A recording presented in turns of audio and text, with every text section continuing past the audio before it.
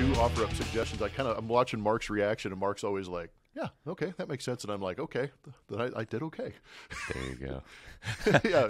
I mean, if he He's gonna flips have to off get his camera and like leaves, I'm like, damn, I didn't. Yeah, didn't get that right. That's really funny. Because we know how verbal Mark is anyway. It's all about God, his could you eyebrow imagine he raise dropped, or his like, eyes bugging out. Like, he dropped a son of a bitch and like walks out. We're like, holy cow, he snapped. oh no.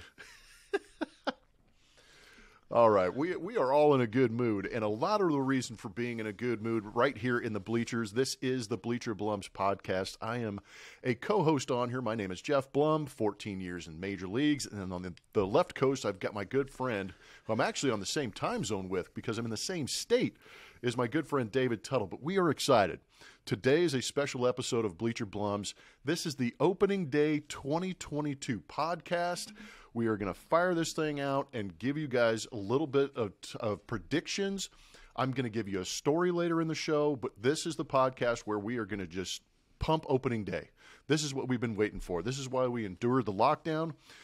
This is why we endure lockdown. How about the COVID terminology coming out, man? Is that like subliminal or not, man?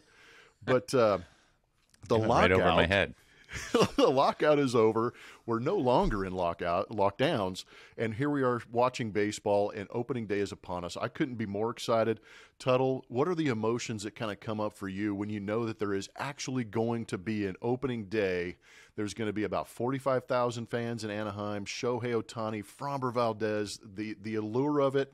Talk about the emotion as a fan, and talk about the emotion as a player when you were playing, man. Yeah, I think last podcast we mentioned the 10-pack, the 6-pack, the 8-pack when the pitchers start throwing and you just hear the rat-a-tat of the balls hitting the glove. Like, that is funny because when I think of spring training, I think of the smells, like what you just said, like the grass, and they're mowing the grass early in the morning and it's a little wet out there. The new leather on the glove. Oh, the new leather on the glove and the shoes and the whole deal, like getting the new shoes out of the box. But it's funny because, and obviously the wood, I used to, guys take good BP and they smell the bat after, that always is like all those things. But what's funny is it works both ways for me, meaning I'm, sitting in my office right now and I don't have the smells with me. But when you think about opening day and you think about like, how it goes, the smells kind of come in. So it's a very complete experience, I guess. I get it all from all sides, really all senses. Yeah, and I'm sure that you have the same excitement, but I'm looking forward to it. I mean, you're obviously out in Anaheim, looking to watch the Astros and Los Angeles Anaheim Angels from the San Fernando Valley or Southern, whatever valley, get after it. But opening day is always an exciting time, and as you already mentioned, we've kind of just talked about. I think this opening day after the lockout and the lockdown is what's going to make it a little more special than normal because they're going to have fans in the stands. We're not worried. I don't think they're going to be masked up, and we're going to have real baseball with live bullets, as they say. Yep, it's going to be exciting, and it's always fun as a player.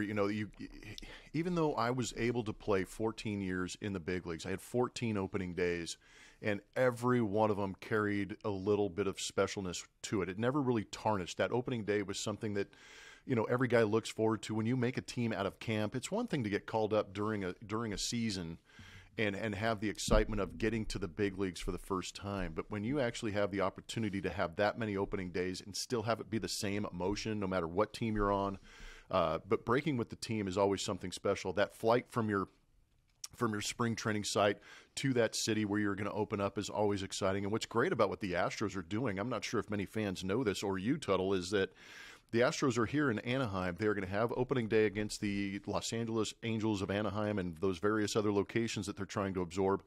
But they're also going to have opening day in Seattle here in about a week. So they get 2 opening days on the road, and then they immediately get to fly home and have their home opener on April 18th. So there is a lot of enthusiasm, a lot of excitement that's behind that. Having your name called, running out on the line, and being recognized as an opening day roster-type guy is amazing. This season, now you have 28 guys on that roster, so there's a couple of extra spots out there that get to enjoy that excitement. You got first-timers, one guy I'm thinking of is Jeremy Pena for the Astros. He's worked hard, had that prospect title on him, and now he's going to make that opening day lineup and be able to be announced in front of opposing fans and hear the boos and jeers that seem to follow the Astros around. That's always exciting. And then once he gets home, he'll be able to have this hometown crowd cheer him on, and with excitement in his ability to go out there and replace Carlos Correa. But this being a special episode of Bleacher Blums, we're going to go through, and man, we talked about it before we got on the show. We're going to give predictions. We're going to go through the National League. We're going to go through the American League. We're going to give you MVP thoughts. We're going to give you Rookie of the Year, Cy Young, some of those awards, and we'll give you our World Series predictions. I think we might be on the same page in that. But, dude, we were talking about it before we came on when I offered up this suggestion. Let's talk about division winners and who's going to make the playoffs. And then both of us kind of came to the realization that, man, there's 12 teams going to the playoffs this season. So there's a little extra in these prognostications that we're about to make when I just, a couple of winners and then maybe a wild card. But there's plenty going on as far as playoffs are concerned throughout the course of the season, which makes opening day that much more special because almost everybody's in it. Yep. I mean, we talked about this during football season, and some of the wild card teams that get in. I think when we talk about the Patriots and the Giants, when they were heavy favorites, the Giants both went as a wild card, winning that one extra game when they win the world championship for football. But 12 teams, I think the chances of us getting some of the teams right is much higher, but also it might be more difficult to predict who is not going to make the playoffs based on some of these rosters. No, I think that's completely right. We're going to start in the National League, and I'm going to start in the Central because I'm not too. What's interesting is since the Astros have left the National League Central back in 2013 was their first year in the American League. Since that time, I really don't feel that the National League Central has been too relevant. I think the St. Louis Cardinals were the last team out of that division to actually win a World Series and get to the World Series when they were playing against the Texas Rangers. But since then, the National League Central has kind of fallen off for me, and I actually had to go in and start reading some articles because I'm like, who's even on this team? Are they still – I mean, I know Corbin Burns, is a perennial Cy Young candidate. Everybody, the Astros had their hands on Josh Hader before he was traded to the Milwaukee Brewers. So there's a couple of names that I know, but I didn't know that Andrew McCutchen was on the team, Jock Peterson. But in looking at that and reading some of the articles – the Milwaukee Brewers are the team in the Central, I guess, unless the St. Louis Cardinals go out there and compete, which they always do, but probably one of the weaker divisions in all of baseball. Yeah, I always pick the Cardinals. I just shut my eyes and go Cardinals just because they always seem to rise to the top. But I think you brought up a really good point, and we probably don't have to spend a lot of time on the National League Central, is that the relevancy has to do with, I think, the viability, how deep they can go in the playoffs. So, I mean, I think, whether it's Milwaukee, Chicago, or St. Louis, one of those teams is going to come out and make the playoffs, and this year with 12 teams, maybe two or three, but they're just not, they're not built to win it all. And so I think they kind of get dismissed early on, meaning, okay, let's say the Cubs make the playoffs this year. Good point. They're gonna get mopped, the first round. And why did we talk about them all year as a potential? And I think you brought up the relevance. Fluffers of the playoffs. They're just fluffers. That's right. That's right. And I think that's a good way to describe the NL Central. It's the fluffers of the playoffs because Milwaukee, I mean, they can win one or two games, as you mentioned, with Burns and Hader in that rotation and in the bullpen on the staff, I should say. But I just, like you said, I mean, put them up against any of the teams that we're going to talk about moving forward. And the NL Central is most likely not going to make an impact. I agree. And we'll move on to the National League East, where I think it's going to be very interesting. You've got the reigning world champions in the Atlanta Braves, and then you have the Mets, who went out and spent a fortune putting that team together under Steve Cohen, who's trying to drive everybody bonkers. But DeGrom and Scherzer nursing injuries coming out of spring training. DeGrom won't be in that starting rotation, so what are they going to do with that? How does that affect that team? And the Philadelphia Phillies, I think they made a couple of nice additions to help out Bryce Harper, but do they have the pitching to sustain out there in the National League East? I am on the Atlanta Braves bandwagon, and a lot of the reason for that is I think they're still going to play well. They replaced Freddie Freeman with Matt Olson, which I think was Freddie Freeman was obviously better, but Matt Olson is a proven Gold Glove guy. Not high on average, hits a ton of bombs. He's going to blow up that place in Atlanta because he's got so much pop. He might hit 60. Going to be right. I feel the same way. So the production is going to be there, And Ronald Acuna Jr., if he's able to come back later in the season and contribute at all, it's the Atlanta Braves division to lose. So a little argument I'll put up here is that the chemistry is the one thing. Yeah, the chemistry is the one thing that you can't. Freddie Freeman was a good leader. Olsen's maybe more of a quiet leader. I think statistically and certainly on paper it works, but Acuna's not there. Jackson, one of their key bullpen guys, has some ulnar UCL deals, which could lead to Tommy John. I just read about that. So, I feel like this is just instinct. I feel like they caught magic in a bottle or lightning in a bottle last year. I think a lot of people, if you watch it, you see that. And, Philadelphia, this division, Washington has an MVP candidate in Soto. Like, this division's pretty deep. I agree with you. I don't think Philadelphia has the pitching depth. But I'm going to say it's the Mets or Philadelphia. And if the Mets can stay healthy with DeGrom and Scherzer, I got the Mets. Lindor can't be as bad as he was last year. I know a lot of the owners will be upset and a lot of the other teams will be upset that Cohen threw a lot of money at them and now they're going to win the division. But I'm having a hard time betting against the Mets. And I think because the Braves did so well last year and a lot of people will be scrutinizing the Braves, I think the Mets can kind of sneak in there and be a force to be reckoned with. Certainly the opposite of Milwaukee. If they make the playoffs, the Mets, they're going to be tough to beat because they have a strong bullpen and a really good staff. And before we get to the National League West, I think that's where this 12-team playoff might actually have an impact on the National League East because of what Tuttle was just talking about. Made a great call on the Mets. I think they're going to be very good, competitive. Lindor, I agree, is going to have a much better year. The Philadelphia Phillies they're going to pound on some people, especially in that ballpark. So there's a potential that there are going to be 3 teams out of that National League East that end up in that playoff type situation because I think it's only going to be the Brewers out of the Central. I just don't think the records are going to be good enough unless the Cardinals just obliterate their division and really rack up the wins. But let's go to the West, dude. I know this is where your heart is. This is where you want to, you picked in our previous podcast, you picked the Dodgers just trying to jinx them. But I know you bleed black and orange, and I think that the Giants do have an opportunity. A lot of it depends on, how well are the Padres going to play? Are they going to be healthy? Are they going to be able to compete and put up numbers and rack up wins in a tough division to sneak into one of those playoff spots? Or are the Giants going to be able to overachieve? I think Logan Webb is probably the bright spot for the Giants. And the reason I'm not talking about the Dodgers is because on paper, they're going to win. If they live up to their standards and they're healthy, it is their division to lose. And I just feel like the Dodgers are going to win. It's just a matter of can the Padres find a way to compete. They've got Bob Melvin at the helm, which I think is actually going to help them turn the corner and give them a couple more wins. But can Gabe Kapler get the Giants to be as competitive as they were in the past? Because they weren't really big spenders in the offseason, losing Kevin Gausman to the Toronto Blue Jays. Yeah, and I mentioned this last podcast. They lost Buster Posey, clubhouse leader. They've got Crawford and Belt, who are on the other side of 30, which for us seems young, but obviously in Major League Baseball with service time and years under your belt, that's a pretty tougher. It's a more difficult hill to climb. I think. Yeah, Dodgers on paper should win it all, not just the division. But I think this will be interesting because you brought up the NL East, and you're going to have the Braves, the Mets, the Phillies potentially in a race there. You're going to have Dodgers, San Francisco, San Diego, based on last year, in a race. And those 6 teams, not all 6 of those teams are going to make it. And so I think what you mentioned is the records from a wild card perspective, or last teams in. It really depends on how the divisions do against each other. I do think that I agree. Very similar to the Astros that we'll talk about later. Jeremy Pena is a huge piece of that. C.J. Abrams is going to have to play, I think, for 2 or 3 months in Tatis's position. And the word on the street is that he's a better defensive player.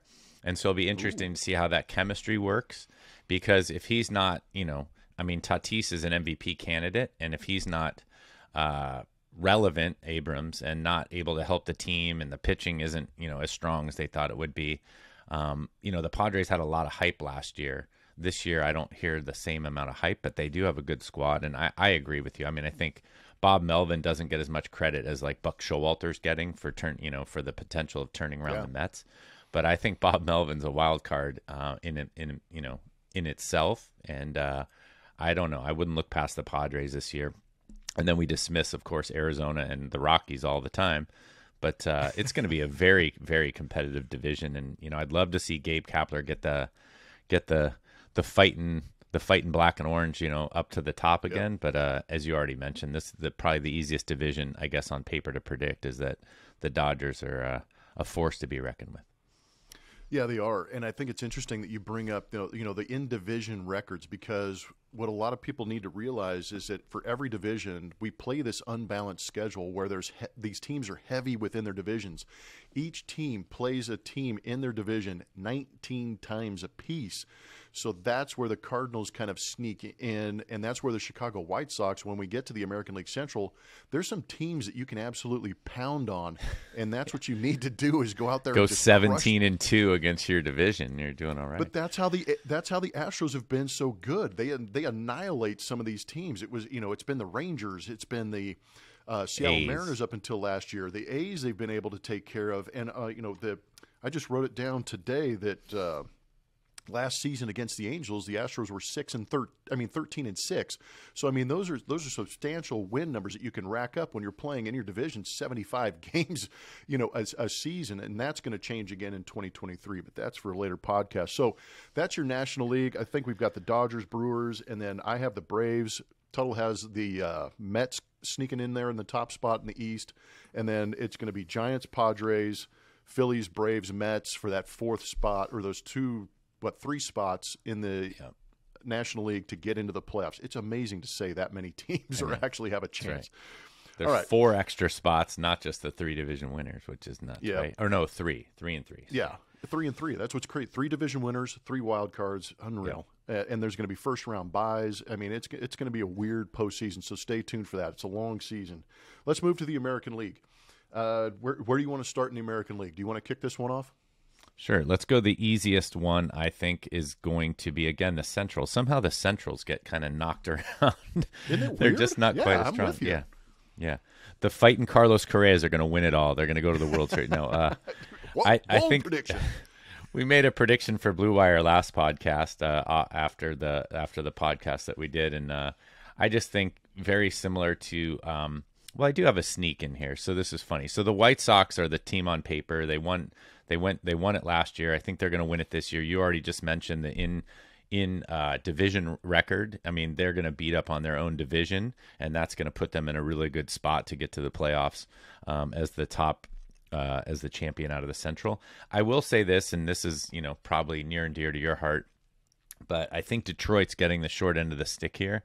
I think, just as we mentioned, Bob Melvin they're gives. My sleeper. That's right. There. Well, look at that. You're just that's my sleeper as well. And I know, like I said, it's more near and dear to you, but I just feel like, just like Bob Melvin and maybe Buck Showalter give an advantage to their teams, I think AJ Hinch is going to do a fantastic job at Detroit. They also have 2 potential Rookie of the Year candidates coming up. And so it really, again, depends on how. Attention, dude. That's a great call. It really depends on how. Those guys, that's right, Torkelson. That's right. But it really depends on how they perform, right? Which is always the wild card piece of this. That's why we're making these prognostications and predictions now. Is if they can have any sort of. I already mentioned lightning in a bottle last year that I felt like the Braves captured.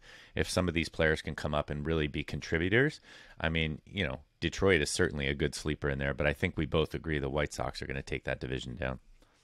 Yeah, I completely agree. They have put together a team very similar to what the Astros have done in the past, where they've drafted well, they've developed well, they've got some key ingredients that they've signed in international signings.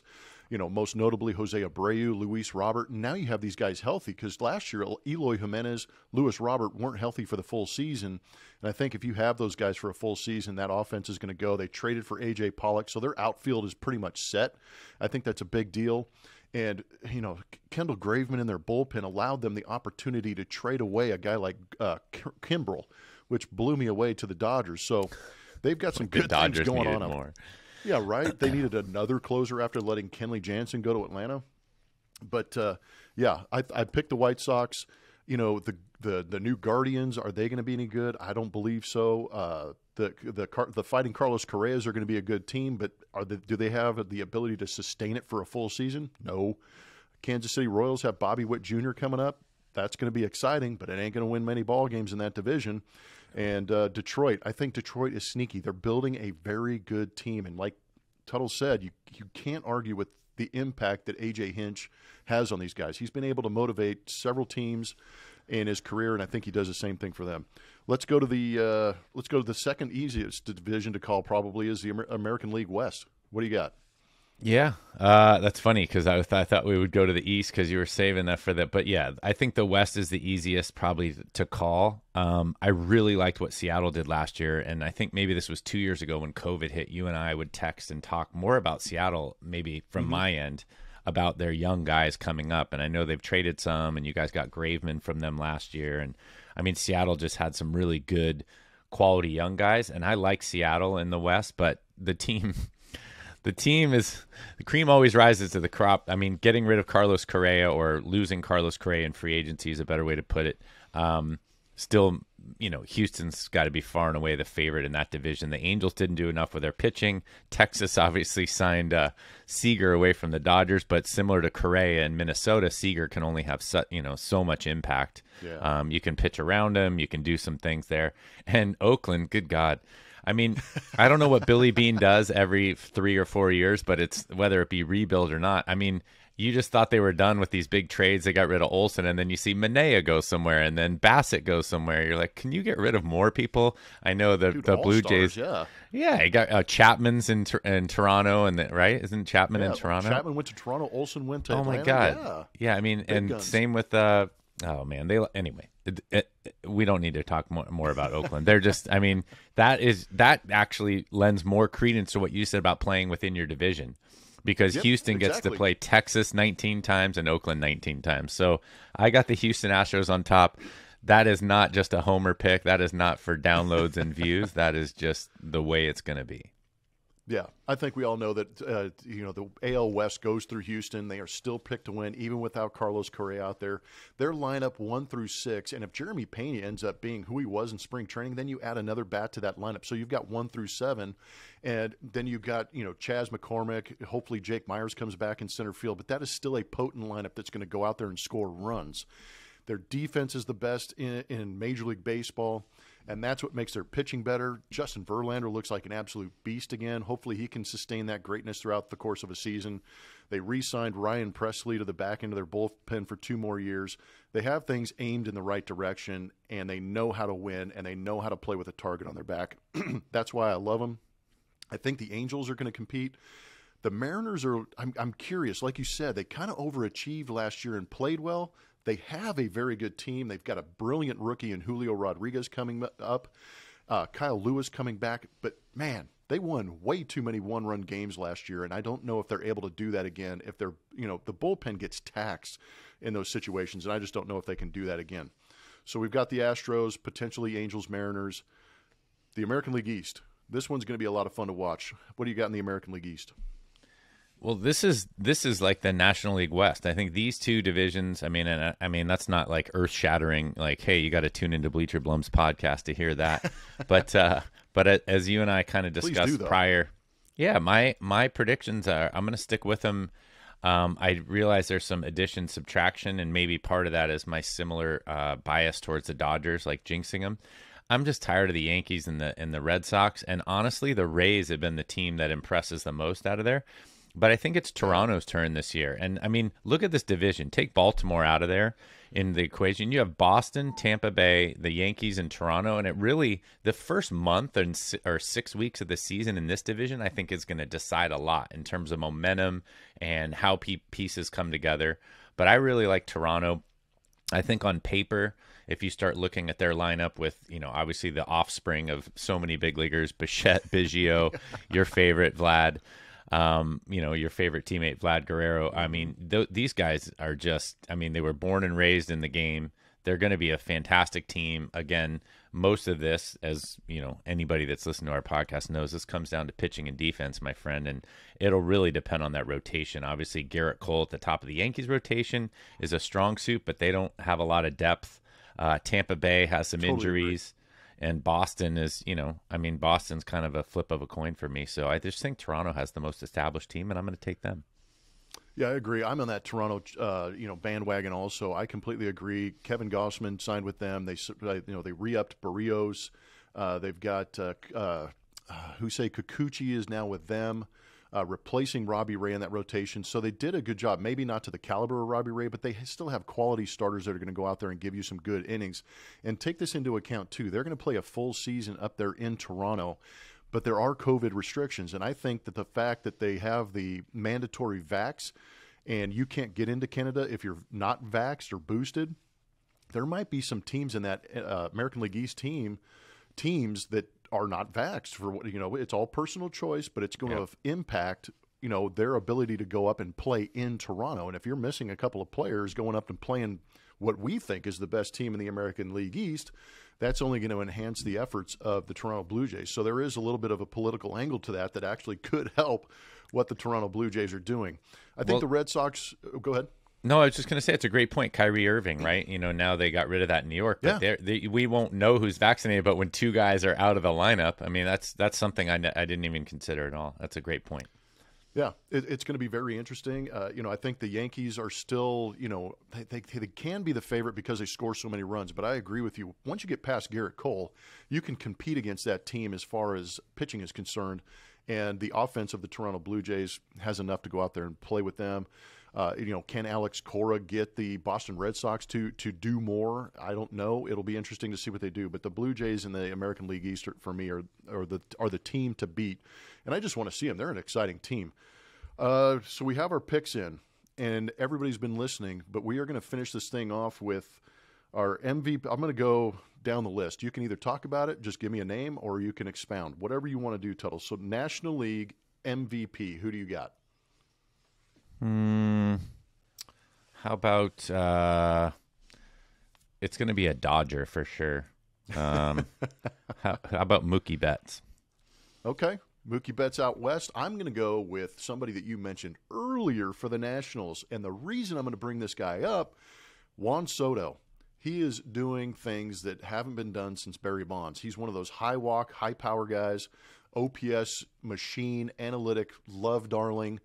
But I think having Nelson Cruz protecting him might give him some better pitches to hit. So I'm going to go with Juan Soto as the National League MVP this season. I had him last year. Remember, we fought about him last year. I think Juan Soto should have won it last year, and so his statistics are. Yeah, I completely agree. Yeah, so I got off his bandwagon because I don't know if he has a chance. Anyway, sorry. Well, and he's playing for a losing team, and that's going to impact it too. If you put up the numbers on the Dodgers, you win. You're going to get obviously much more attention in that market too.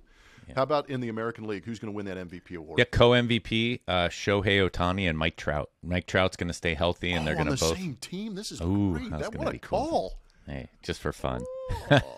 I mean, how could Shohei Ohtani, very similar to Juan Soto's numbers, we talked about him last year. We don't have to delve into him. Shohei Ohtani should be the MVP every year that he pitches and hits in the big leagues, right? Like, who's doing more for their team? But anyway, so if Trout stays healthy, he's going to put up Mickey Mantle type numbers or whatever those numbers are that Mike Trout type numbers. And it would be really hard to kind of vote against both of them. It would be funny to see a co-MVP. So I'll just go out on a limb and say, yeah. That's who do you got for not American League MVP? I'm going to go. I'm going to say this guy's on an absolute vengeance and a tear. He's looked great in spring training. He missed out on the MVP last year because he couldn't pitch. Vlad Jr. is my pick for the American League MVP. I think he is going to go absolutely bonkers. He's got a better lineup that he's hitting in. He's going to have more guys on base, and I think that he is. He might try and hit 60 home runs. I think it's going to be Vlad Jr.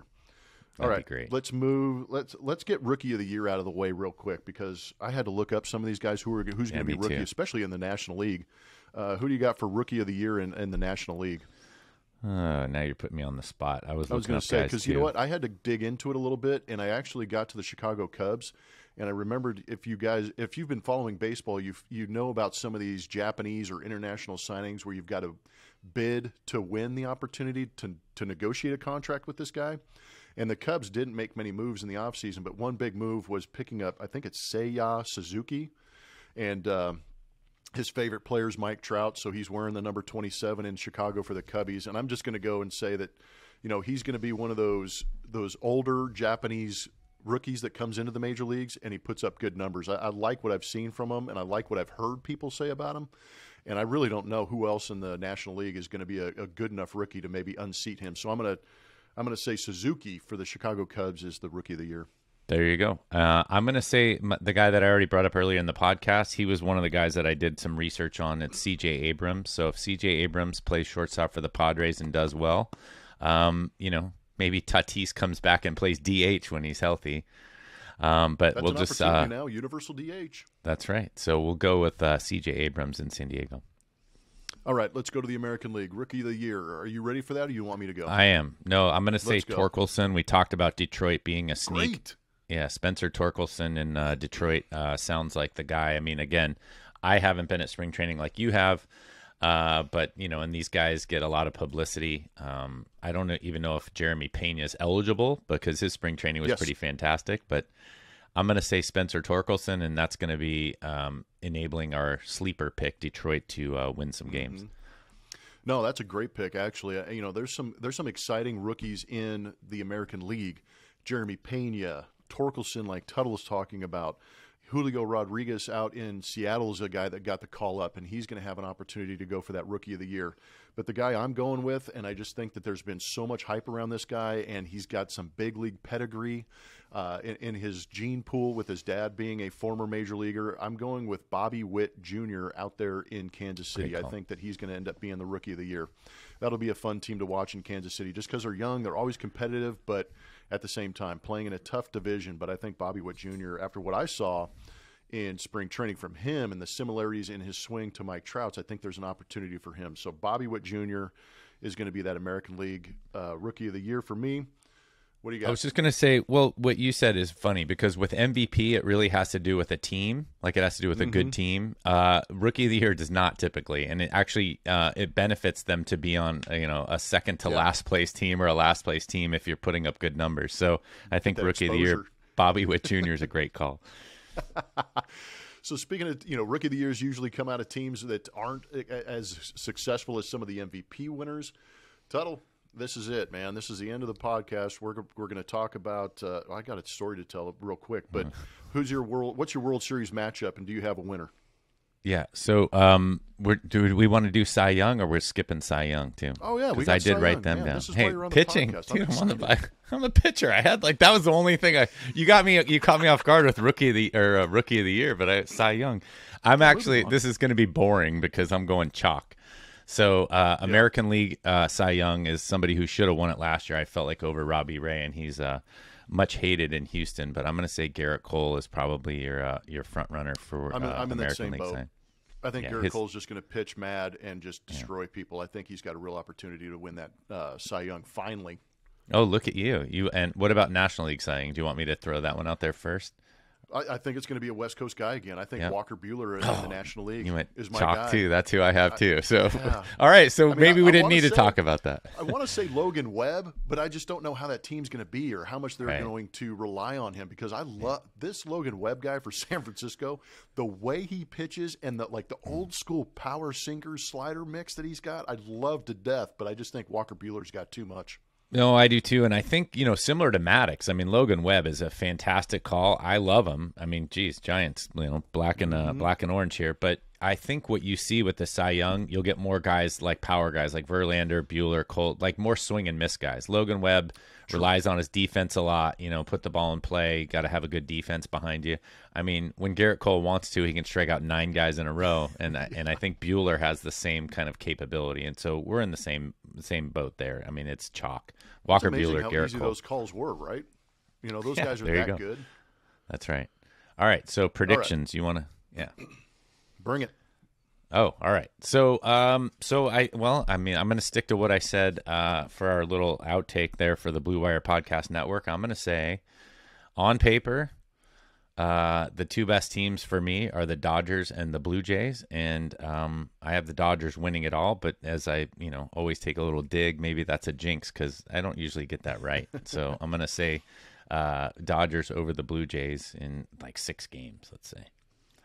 Yeah, I wish I could get crazy, and everybody, obviously anticipates me saying the Astros. I think the Astros still have an opportunity to to get deep into the playoffs. And again, their payroll is right around the Astros payroll is right around $190 million. So as we sit with the roster the way it is, and the reason I say that is because there's a potential for trades.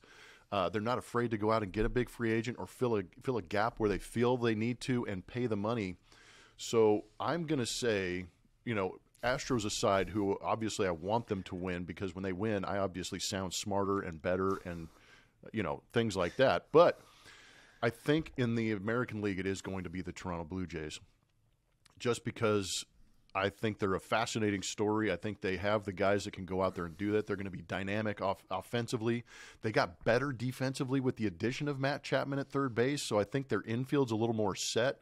That moves Biggio into a position where he's going to play second base and get a little more comfortable, and maybe his back comes around. Vlad Jr. is going to freak out, and I think the Toronto Blue Jays win in the American League. And it's hard for me to say anything against the Dodgers just because on paper they are ridiculously powerful and have the depth to go out there and continue to do what they do. But I don't think anybody surprises me in the National League unless the Mets get back to full strength and are able to go out there and blow doors off people. But Dodgers, Blue Jays, that's who you got. And I hope the Blue Jays win the World Series if it's not the Astros. Yeah, there you go. Blue Jays win the World Series. One other thing that you didn't bring up about the Blue Jays, and we'll cut out here, is that Gurriel and Springer. So Springer's healthy. So you're going to have a really stacked outfield. Gurriel was really good. So anyway, I'm with you. Dodgers. Hernandez. I mean, dude, they are man. They just got better by you just saying that. I mean, that is a very good team. Yeah. So that's all I got. So how about that? I mean, not that we disagree often, but we both have the Dodgers and the Blue Jays in the World Series, which means it's going to be like the Mets and and somebody else, the Rays. Yeah, there could be some freak out, some health issues that always impact some of that. But before we end this podcast, I'm going to tell you a quick a quick opening day story that I threatened to tell you beforehand, and hopefully it doesn't get too long. But 2003 with the Houston Astros was my first opening day start, and it was at home against the Colorado Rockies. I had the thrill of being announced on the line, the enthusiasm of that, and obviously we got off to a great start, started to beat up on the Rockies that day. And later in the game, about the 6th or 7th inning, I'm coming up to the plate, and a veteran pitcher, Dan Maselli, comes out of the bullpen, and I ambush the heck out of this poor guy. I get a heater about nipple high, and I absolutely tear into it, and I hit it into the bullpen. And, I mean, the place erupted, dude. I was like, dude, yeah. It took everything in me not to fist pump and, bat flip and go crazy because I was so excited for hitting an opening day home run. Come around, high-fiving everybody, interviews after the game, the whole parade. It was great. Opening day was phenomenal and something I will never forget. The interesting thing about that is, later in the year, we picked up Dan Maselli for our bullpen. And there's an entrance to the clubhouse where I was walking to the equipment room to ask for, stirrups, socks, whatever, a new bat, whatever it was. And around the corner comes Dan Maselli coming into the clubhouse to introduce himself to everybody. So I think I might have been the first guy he saw. And I went, that's the guy I hit the home run off of. And so I'm trying to play it cool and kind of downplay it. So I kind of had my head down. I'm like, oh, hey, Dan, welcome to the ball club. And I put my hand out to shake it. And he grabs my hand and gives me this crazy death grip. And I'm like, where is this thing going? Because, there was rumors going around that this guy's, he's in a world of his own, maybe a little bit of an anger streak. And I'm going, is he going to pull me in and right hook me, left hook me, whatever it was? And he grabs my hand, squeezes it, and he goes, I know who you are. You're that MFer that hit the home run off me on opening day and walked past me into the clubhouse. And that was the only conversation I had with him the rest of the year. No way. Maybe I told you I might know Dan from some clubhouse, from some network of somewhere. Yeah, he's right exactly around our age range. So, but that's what I remember about him. Like, he would come in your clubhouse and not say anything. Like, he was just in his own little deal. But that's funny. You are an MFer, but a good MFer. So there it is, the MFer. I love it. Great podcast. Good. We'll have to obviously hold on to these notes so later in the year we can look back on them and say, yeah, we were right again on so many things like we are here in the bleachers. We do our homework. We talk with emotion. We give our opinion. But we appreciate everybody listening in to this opening day podcast with all of our predictions. It's going to be a blast calling games in 2022 on the road. Stay tuned to Bleacher Blum's, our YouTube channel. Make sure you keep in touch with Tuttle at Real David Tuttle on Twitter and Instagram. You can get to myself, Geoff Blum, at Blummer27 on Instagram and Twitter. You've got websites, the BleacherBlums.com website. You've got JeoffBlum.com. Get out there and check us out. Download, rate, subscribe, review. Again, we read reviews on our podcast every once in a while, so make sure you go to that Apple podcast, rate us, and subscribe, and then write a review. We'll get to you. We always thank the military for everything they're doing, both home and abroad, and first responders, all the fire persons, all the police people that go out there and protect us, all the EMTs, nurses, doctors, essential workers, teachers.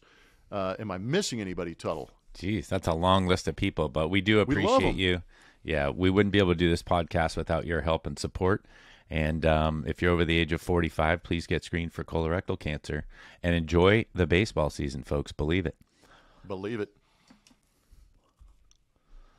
So it was a smidge longer than 15, but, you know. Man, we got going, huh? I just don't think there's a way to do it in 15. That's what I was getting at. No. Yeah. How long? I mean, I know we did, so it was about 35 minutes? Because we talked a little bit to... Yeah, we talked before. No, you started recording. That was right. You started recording, so it was probably about around 40 minutes. I don't think there's anything wrong with that. No. Yeah, let's not do a break in this one. We'll just do pre and post, and then that'll be it. Oh, and hopefully that should be easy to edit. I mean, we really didn't have... So if you like the video, give it a thumbs up. Subscribe and hit the bell so you can get notified when we post new videos.